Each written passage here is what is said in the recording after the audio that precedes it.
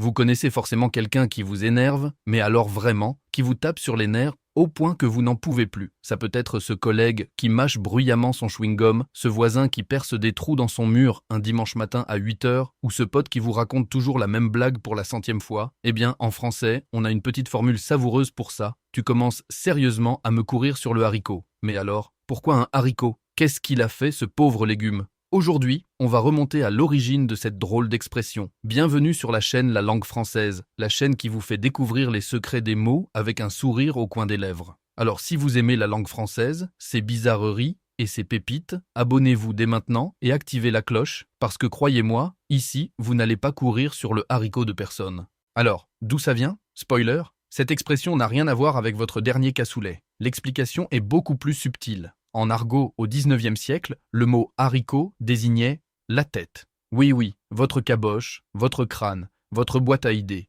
Dire que quelque chose vous court sur le haricot, ça voulait dire que ça vous trottait dans la tête au point de devenir agaçant, insupportable, comme une mouche qui bourdonne sans arrêt autour de vos oreilles. Bref, ça vous tape sur le système, mais ce n'est pas tout. Certains linguistes estiment aussi que haricot faisait référence à une partie du corps plus délicate. Et oui, un euphémisme, disons. Un endroit où il vaut mieux éviter qu'on vienne vous marcher dessus. Ça expliquerait encore mieux pourquoi c'est si agaçant quand on vous court sur le haricot. Rien que d'y penser, ça donne des frissons, pas vrai?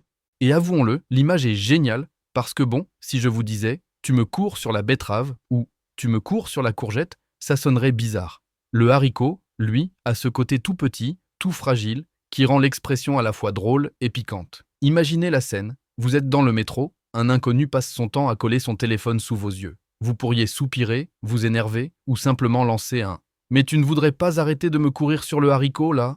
Et bam, non seulement vous sortez une expression vieille comme le monde, mais en plus, vous le faites avec classe. Et comme souvent avec la langue française, c'est aussi une affaire de poésie. Parce que dire « tu m'énerves » ou « tu me saoules », c'est direct, c'est clair, mais ça n'a pas le charme de « tu me cours sur le haricot ». C'est imagé, c'est drôle, et ça pique juste assez pour faire comprendre le message sans forcément être agressif. Alors, la prochaine fois que quelqu'un vous tape sérieusement sur le système, n'hésitez pas.